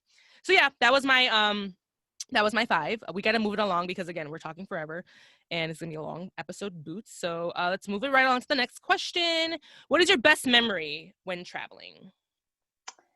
My best memory when traveling. I was thinking about this too, this question, because I was like, oh, this is so hard. This is a hard question. It is. It's a super, super hard question. My best memory, because man, I have like a few, but I think I'm going to pick one that means a lot to me. When I was in Budapest, Hungary, because I was a university student there, I met international students from all over the world. And I actually became friends with this girl from Torreon, Mexico. There was a lot of people from Mexico that came to study there. And her name was Magis. And I don't know. We made such an amazing friendship, and I guess my best memory is that like friendship that I had with her. And then like when we had to say goodbye, it was like when we went back to our like homes, to our home countries, we just like it was like a happy cry. Like it was like a joyous cry, but like saying goodbye to each other was like I had gained so much from being friends with her in Budapest, and she had gained so much, and she like really made me a little bit of who I am. So I guess I know, I think like everyone has these all crazy like best memories, but my best memory is like that prime example of meeting people who really touch you on your life, and you carry that with you for the rest of your life. And she really did that for me. So I hope she's listening, or she does listen, but Send it that's to my her. best memory. I guess my best memory is always pertains to the people that you meet and become like lifelong friends, and you later on visit in life. Like that's what my best memories are of traveling. Beautiful. Love it. I was gonna say, send her the fucking episode so she can hear it. I know I'm going to. So my best memory, this is a tough question because I'm sure we have a lot of amazing moments and things. But for me, when I thought of this question, like I immediately thought of the moment where I was in Bali and I was in this resort and it was so beautiful, and I was by myself backpacking, and I was sitting outside and like by the pool, and I had my own cabana, and it was raining, and I just like looked out. I had my iPad, I was watching Martin, and I was watching my favorite show, and I look out and I see the rice fields, and it's raining, and it's like a beautiful, like soft rain.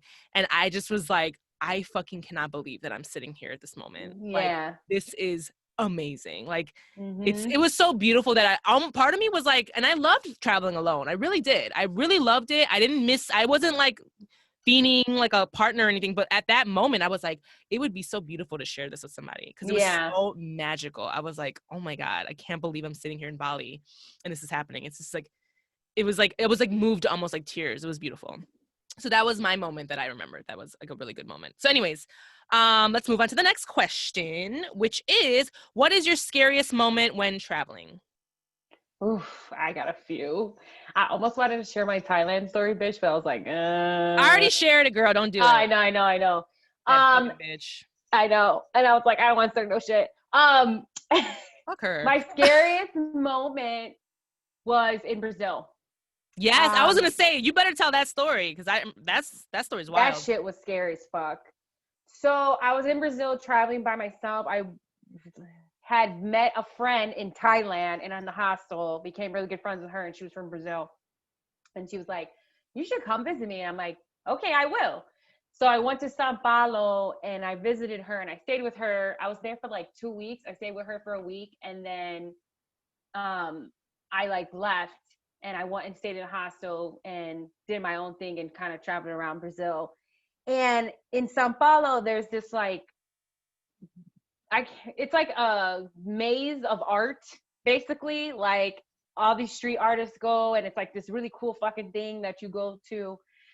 So I was like, you know what, I'm gonna go. So I went by myself, and I didn't think anything of it, because to be honest, like I have been a solo female traveler quite a bit, so I didn't think anything of it. So it's like maybe like 5 p.m. there. It's not like daylight, but it's not like completely dark yet. So I go into the maze and I start like just going and taking pictures, and then I start to notice like I'm the only person in the maze, and I keep walking. I don't think anything of it. And then I turn around and I see this guy, and this guy is just like staring at me. And I'm like, okay, maybe he's just like here taking pictures too, whatever. So then as I start to walk, he starts following me. Oh, bitch. He's like following me. And I swear to God, this is probably the scariest moment I've ever had in solo traveling. I fucking felt it. I'm like, this dude's about to rape me. Like he's about to try to rape me. So I start fucking freaking out and I start running. And this motherfucker starts running after me. He's chasing me. And I swear to God, I just had in my head, I'm like, I'm literally about to get raped. Like this guy's about to rape me. And in that moment, I look to the right and there's just this little fucking open alley to get to the street outside of the maze. I swear to God, that was my angel. And I literally look back and he starts screaming at me, and I just fucking go to the right and I fucking run out into the street where there's like people. Yeah. And I go across the street by like cars, by like a restaurant, and he comes out and he just looks at me and I just look at him and he fucking leaves. Wow. And I'm like, I was fucking shitting bricks. And I literally like stayed in that restaurant for like, I think an hour after to like make sure this guy leaves. Yeah. And I like called my friend on WhatsApp and told her what happened. And then I went back to my hostel. That's probably the scariest, like. Did you have to get a taxi back to the hostel or whatever? Or like. Yeah, like I got a taxi. Yeah. But that's like the scariest. We said crazy or scariest? I don't even know. No, scariest. Scary. Yeah. That's the scariest thing that ever happened to me. Yeah, I don't know. I guess anybody who's listening, I'm not trying to deter you from solo traveling, but you have to be alert. And I think I'm gonna be honest, in that moment I was not being alert. Yeah. And I let my guard down. And as soon as I let my guard down, that happened. But gracias a Dios, bitch, because man, that would have been crazy. Girl, hell fucking yeah. I remember you told me that story. I was so scared for you. I was like, bitch, what? Yeah. Oh my God. Yeah, I agree. Like, you definitely can't be caught off guard if you're by yourself as a woman. So yes, you got to be really careful. My scariest moment when I was traveling too was when I was in Bali, and I went to a pole studio because I used to like pole dance all over the world. So I used to go and like go to different pole studios like all over, and I was so obsessed with going to this pole dance studio. Like, that's like always been a thing of mine. And so, but my dumbass didn't pay attention to like timing and like, you know, keeping that in mind. So I was like, oh, I have time. I'll go to the studio. I have time. Like, cause like basically in that area that I was staying at, like there wasn't like Uber. You can't just like call an Uber or whatever, like to go back to your hotel. Like I was going to walk. I had to walk back to my hotel, you know? And it wasn't that far actually. It was actually like a 10-minute or a 15-minute walk. So I was like, this is fine. Like, you know, but so I'll just walk back. But then I didn't like, time got away from me and it got super dark. And mind you, like, this is Bali. Like, there is no street lights. Yeah, there's no light. Bitch, when I tell you I'm walking home, there's a fucking cow just out walking around, just the fucking wild cow just walking around next to me in the dark. I was like, so I was just like, okay, you know? So I put on my Google Maps because Google Maps is clutch when you're traveling. It's so accurate. Like everywhere I went in the world, Google Maps was on top of it. So I busted my Google Maps out, put in my hotel or my hostel it was a hotel.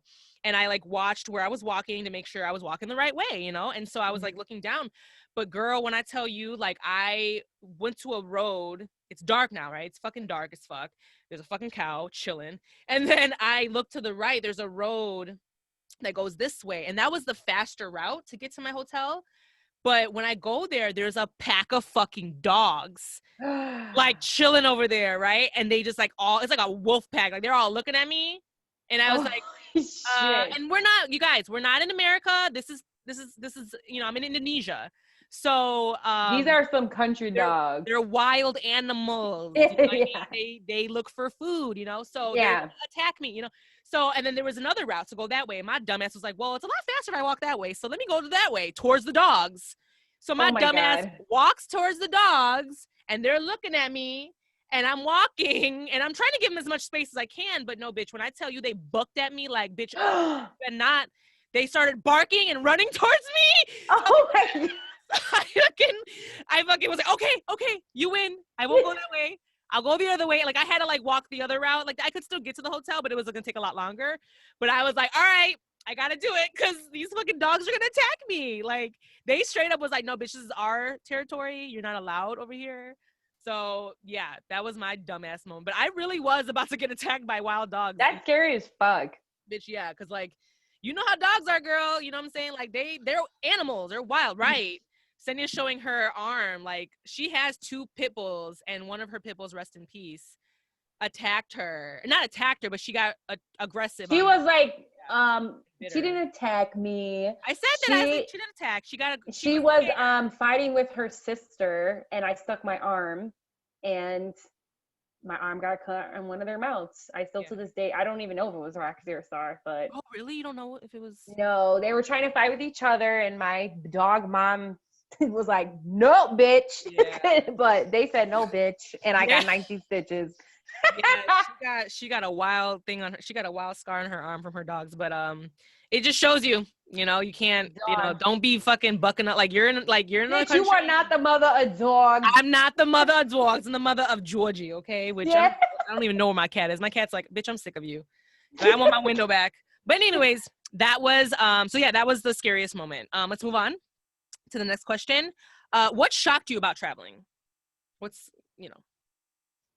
shocked? Oh, okay, yeah. So what shocked me about traveling is when you're traveling, you meet so many people from around the world, and some of them basically leave their home country and move somewhere, and then they'll like start a hostel, or they'll like buy property and start an Airbnb, and like just like what shocked me, but it doesn't shock me anymore. I think when I started traveling is like expat life. Like so many people, they fall in love with traveling like us, and then they're like, fuck it, and they just move and they'll open a hostel or start a business. But yeah. And I do have an Airbnb, and I'm going to plug that link later on when Kim puts all the show notes and all that in. So if you want to come stay in Chicago, you can stay in my Airbnb. I'm a super host. I have a bunch of great reviews. So she's a super host, y'all. You heard it first. She's an Airbnb super host. You can stay if you like what you see. You can stay at her crib. You gotta pay the hefty fee. No, I'm just kidding. No, she's actually been really busy with her Airbnb actually during this whole like quarantine, COVID-19. Yeah, my Airbnb, it has been popping. Even though she COVID. had a whole Bangladesh family up in her basement, thinking it up and shit. She was like, "Bitch, stop!"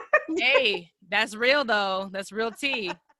But no, it's fine now. She got it. She cleans it down. You're like a little bit obsessed. Like she like cleans and bleaches and all sorts of shit. Yes, I'm OCD when it comes to disinfecting. So yeah, so it's a great. She gets the best reviews. So yeah, I'll leave that link in the show notes too. If anybody wants to have a place to stay in the Chicago area, if they're Airbnb, you know where to go.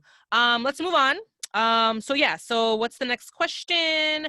What country has been the most difficult to travel to as an American? India. India is hard boots. You have to like go through this whole visa process, and it's not like, oh, just pay this fee, you get a visa. Like you have to do a whole fucking application. You have to send pictures of yourself. Then you have to wait for the visa. Then when you get the visa, if you want to travel inside the country, you have to know somebody in India to buy tickets for you for train or for anything else. Like you have to have an Indian cell phone number. It's just crazy the amount of hoops you have to jump through to go and like get around in India. Wow, that's a lot, girl. Crazy. When it comes to difficult for me. So I think that it was Cuba, because in a sense, with Cuba, we had to, at the time, Obama opened the territory up, so opened the borders up for U.S. citizens to go and travel to Cuba, but you still had to like apply and like say whether, and you couldn't just go as a leisure. Like you had to basically say like, oh, I'm a teacher or like a student or like I'm going there for a reason. Because like I remember that one of the like answers you had to answer was like student or something like yeah, that. you had to have a reason to go to Cuba. You can't just like, it was like go to Cuba. Right. They were like, they vetted you and was like, okay, you got to make sure you have a specific, and like I had to prove, I have a teaching English as a second language degree. So I was like, oh, I'm going there for, research for, to being, teaching English, as a second language. Like I was like, I'm doing research.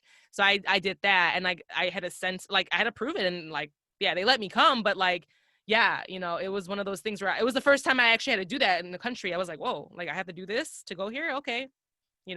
So yeah, but now, that's gone. So yeah. Had your chance. Right. At least I went when we could, I guess. Right. Yeah. And then, so yeah, the next question is, what advice can you give? Lord, I wrote these questions and they're the ghetto. I was like, girl, I can't even read my own questions. What advice can you give future travelers? My advice is to be open Don't believe everything you see on the news. Don't believe stereotypes. Step out of your comfort zone. Like, go somewhere you wouldn't think of going. Um, and then, like, if you're going to be traveling as a solo female traveler, just be on guard. I think, like, my example in Brazil, I don't even know what number country that was by the time I got there, but I think I got a little too comfortable and I left my guard down. And we can, as solo female travelers, you have to always keep your guard up, no matter how much in the flow or the pro you become at this. Just to always remember that. Yeah, that's really important for sure. My advice is do your research. So, like, definitely when it came to backpacking, like, it helped to kind of like I remember, like, I gave tips on my other prior episode about, like, you know, having copies of your passport and your credit cards and things like that on you, like just pictures, you know.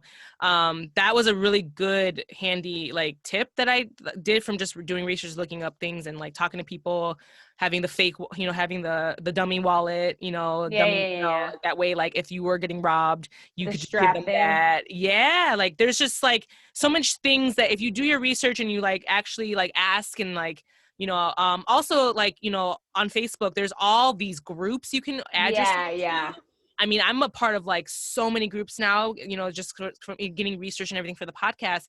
There's huge, like there's also like there's like groups for like solo female travelers, you know, like it's so specific too. Like there's just so many different groups. So if you are like very curious and you want to do this and travel, you can find a group on there about it pretty much anywhere, anything. So Facebook is great for that in that sense. So yeah, just do your research, you know, and you'll be fine. So, all right, we have come to the last question. I know. I'm like, bitch, our episode is long. I know, that's what I'm saying. I'm like, we gotta fuck. It's because we are just talking. It's talking. Whatever. It's a good episode. Yeah, you know, it's us. You know what I'm saying? People are like, oh, we stopped listening a long time ago. So yeah. So the last question is, what's a crazy story you can tell us from your travels? Crazy story that I can tell you. Damn. You go first. I need to think about that. Okay. Well, my Go crazy first. story is that I went to a sex party in Melbourne when I was living there in Australia. You're like, you know. Yeah, I went with my friend, and she was living there too at the time. And I'm adventurous. I'm super, you know, I'm an exhibitionist. Like I like to just kind of like, you know, get out there. I was like, you know what? Fuck it. Like I was really curious about how like sex parties were and everything. And like, they're everywhere. They're here in the States too and things. But, my friend was kind of like in that world. So like, she kind of like, I felt comfortable going there with her. And yeah, I went to like, and then it's so funny, bitch, when we went there, I like ran into somebody from Chicago and shit. I was like, the fuck? What is this? Yeah, I'll have to go into like more details about that maybe later in like a different episode where we're like talking about like dirty shit. I don't know. But yeah, I went to a sex party. That was kind of fun. That was like a crazy story. So yeah. Besides having sex in the hostel bathroom, I have another crazy story. I know, and this bitch, my other episode's called hostel sex bathroom hostel sex. I know. And she was like, is that episode about me and my story? I was like, bitch, no. Fuck out of here. No, I'm not gonna. Yeah, I'm gonna have a whole episode talking about how you had sex in a hostel bathroom. I didn't think it was about me. I just thought like it was about like when you're backpacking, like having sex, you know? I mean, well, it was a story that happened. Yeah, yes. So yeah, Senia's a dirty whore, and she has sex in a hostel bathroom. You tell me, do not say that. Oh my god, you said it, bitch. Anyways, we need to take a fucking break. Besides that, when I went to India, like I said earlier, you have to buy those tickets through an Indian person that's there. So we had a friend that was from India. Yeah. So he bought these tickets for us to take the train like first class from, where did I go? New Delhi to Agra to go see the Taj Mahal. And so like the night before, he's like, you know, just be careful when you get to the train station. There's a lot of people that are trying to pull like fraud on you and all that, and like, you know, get you out of your money. And we didn't think anything of it. So we get there and we're like looking for our train. Obviously everything's in like Hindi, so you can't fucking read. You don't know. I see this like white lady with blonde hair. And I think to myself, oh my God, Westerner. So like ask her if she can help us. So I'm like, hi, we're really sorry. Can you like help navigate us to our train? So she's like, yeah. So she navigates us to our train. And then when we get to the train, there's this like Indian guy there. And basically what happened is he was a scam artist. So he starts telling us like, your train, like, you know, your train's not going to come. It was canceled. They showed it on the board, but we can drive you to Agra for this many rupees. He was basically trying to like scam us and make us. So we believed him and we're like, fuck, we're not gonna be able to go. We have these like reservations and all that stuff, like to go see the Taj Mahal. So we like get into this shady ass van and he's like, okay, give us this much money and we'll just drive you to Agra right now. And so literally he like drives us to this like tourist stop and he's like, here, just get out and you can take money from like this like ATM there. So we like go to the ATM and then we go in to ask the guy, the owner of the tourist shop, if it's true. And then he goes, who told you that your train was canceled? I'm like, oh, there's a guy outside. Oh my God. He told us. And he's like, he's lying to you. He's trying to scam you. Oh my God. You already got in the car with him. Yeah. So, and who knows where the fuck that guy was going to take us. Oh my God. So he goes out. Not everybody tries to scam you when you're like traveling. There actually are good people. So he goes out, he starts yelling at the guy in Hindi. They're like going at it. Oh shit. Like, don't get in that car. Don't give him any money. He puts us in like a actual like certified tourism car and he takes us back to the train and shows us to our train. And we like, the train's about to pull off. We just get on the train and make it to go to Agra. So that's we didn't crazy, fucking know, dude. We couldn't read it. We couldn't read Hindi. Yeah. We had no fucking idea, you know? Were you there with Matt? That guy was trying to scam us out like $300 and who knows where he would have took us. Right. You were with Matt too? That was with Matt. That was That was the second time I went to India. That's crazy, girl. Oh my God. Yeah, that's so scary. It get you. Yeah, girl. That's why I didn't want to go by myself. You crazy as fuck. All right. Anyways, we're going to take a quick break because we've been talking forever and we'll be right back. All right. We'll just keep going because we've already been talking forever. And we are back. We're back, guys. That was our break. So we're going to move on to the final or the other weekly segment, which is meditate, masturbate, and medicate segment. So we have Senya here. Which one do you choose, bitch? Masturbates. So this bitch, I'm just gonna put your tea out there, girl. No! This bitch just fucking discovered her vagina during quarantine. Such a lie. She never masturbated during quarantine, and then when this bitch fucking actually did it for the first time, she calls me. She's like, "Bitch, I did it! I masturbated! Oh my God!" She was so happy. Okay, first of all, I never had to masturbate because, you know, them boys be throwing rocks at my fucking window looking for me. So I got it whenever I wanted it. Bitch, it's not about that. No, let me finish. So I always felt the need that I could just get it wherever I wanted because I could. I'm not like a whore, but obviously she's a whore. She's a whore. And you know, I tried it a couple of times. It wasn't for me. I just rather get the real thing. And then obviously I've been with my partner for almost 5 years. We had some shit. We had to take some time, whatever, normal couple shit. And I learned I can do that for myself. So I feel like it was like a part of like a healing for me, like an internal healing, which is crazy because I clinical counsel people during the day. But I feel like it was a healing for me. So, yeah. This bitch was talking about, look at my dick, guys. Look at my dildo, guys. I dildoed myself all night. I was like, dildo? Who says this shit? Oh, my God, Kim, like, I'm going to kill you. And she's like, oh, my God. And then what was it? It was like Caucasian. It's like a white-ass dildo and shit. I'm like, bitch. We're like, where's that biracial dildo at, though?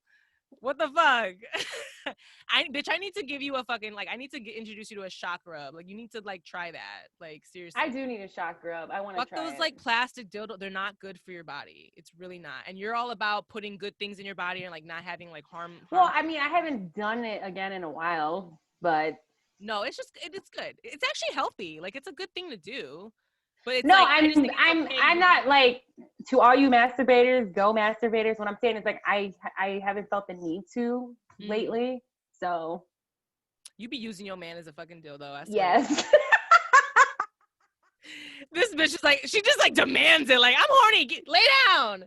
And then he's just like, what the fuck? Like, like, girl, it's okay. You can have some alone time, some time.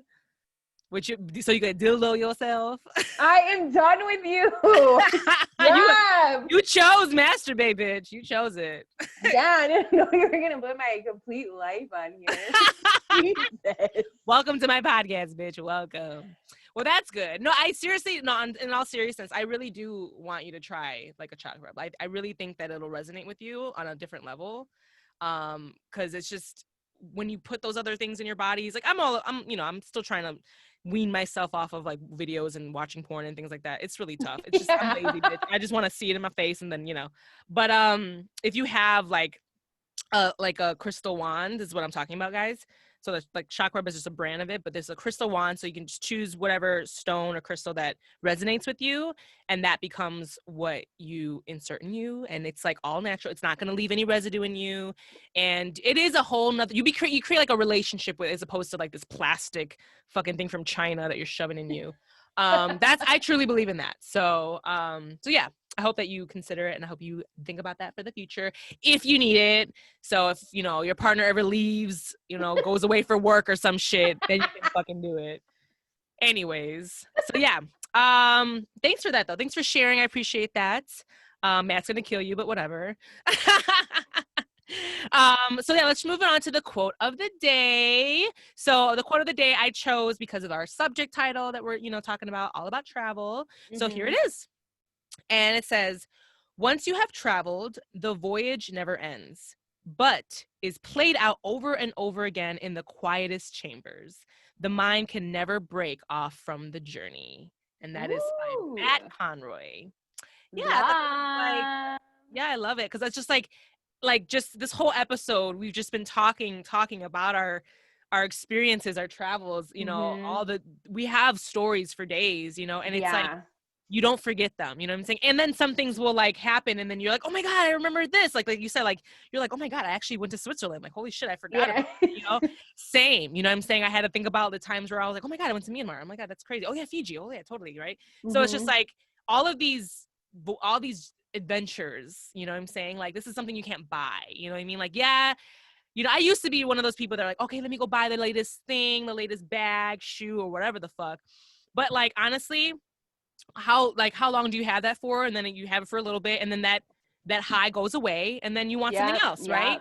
Whereas going and traveling and seeing the world, like, these are experiences that you you can still look back on, and you can tap into those feelings, and it resonates with you, and you just like, oh my God, you can go back to that feeling of being in those countries and it's a high, like, it's an addicting high. Fuck yeah, it totally is a high. Fuck Corona. Girl. Coronavirus. Yeah. Fucking Cardi B voice. So yeah. So that's it. You guys, we didn't even have a recycling of the news section. Totally forgot about it, but you know what? This is long as fuck. And it's being said, I wanted to kind of get to the travel portion of it. But there's all sorts of bullshit going on. We will find out who our president is in the next month or so. Holy shit. We got, you guys, I cannot stress this enough. Go vote. Go vote, please. This is my little platform, but I don't care who hears this. Go vote. Go exercise your right to vote, to speak your opinions out there. Put it out there to the world, guys. It's really important. We need to get this Cheeto out of the fucking office. Because fuck him. So yeah, Yesenia, I love you so much, babe. You're my best friend. I love you so much. I love thank you so much for joining me today. Tell the people how they can reach you. Tell people more about you. Any plugs that you want to put in, now's the time. Yeah. I am going to say I'm not going to plug my Instagram because I am private. I am a clinical mental health counselor during the day. So I'm not going to give my Instagram, but I will plug my Airbnb. I will give you the link, share with anybody. Like I said, I'm a super host. I definitely want people to stay. We're fun. Sometimes we hang out with our guests. We've done that too. And I don't have a Facebook because I haven't had it for years. I don't have a Snapchat. So yeah, you'll get my Airbnb and you'll just hear me on these episodes with Kim if she has me back. For sure. Yeah. You guys, But if you yeah. guys watch Broad City, a lot of people say that Senya is fucking Alana from Broad City. And literally, when you were saying all this is like the first moment where I actually saw a little bit of it. I was like, wait a minute. You're giving me Alana vibes right now from Broad City. Like, you're giving me Alana vibes boot. She's like, I don't believe in this. I don't believe in that. I don't have an Instagram for this. The government's taking this away. It's like, I was like, bitch, this is horrible. Like, why am I going to even say to plug your shit? You're not even plugging anything. Whatever. Just gonna plug my Airbnb. I have to be No, private. I know. No, I literally had that moment. I was like, wow, this bitch is Alana from Broad City. That's so funny. No, that's fine, girl. You don't have to. But yeah, if I'll leave the link in the show notes, guys, if you guys are interested in checking out your Airbnb. That's always there for you guys. And of course, thank you guys so much for joining in today's episode. It's a long one. I'm sorry if you guys are bored. This is just us shooting the shit, talking travel. You know, for my travel people out there, shout out to y'all. And as always, guys, please rate, subscribe, and comment and share this episode. So if we are showing you guys good content about like traveling and things and you're learning things, share it with people. This is something that, we want to share to the world. I want to create like a cute little ecosystem where we have communication, be communicative. Senya's fucking family's all like so cool about like, being, they're like always shouting. They're like, oh my God, I love y'all. This and this. They're on my Facebook commenting. I love your family. They're so cute. So yeah, guys, always just reach out to me at kimbologypodcast@gmail.com. You can find me on Instagram, TikTok, which I haven't posted in a while. I'm still trying to figure that shit out. Yeah, Twitter, all that, IG. Yeah, we're gonna have some fun stuff happening. I have a lot of fun episodes coming up with some fun people. And yeah, and if you guys have any content you want me to talk about or share, always reach out to me. I am open to everything. Okay, guys. So yeah, that was today's episode of Kimbology. Thank you again, Senya, for joining me. Say bye to the people. Peace. Bye, and we will talk to you guys next week. Bye.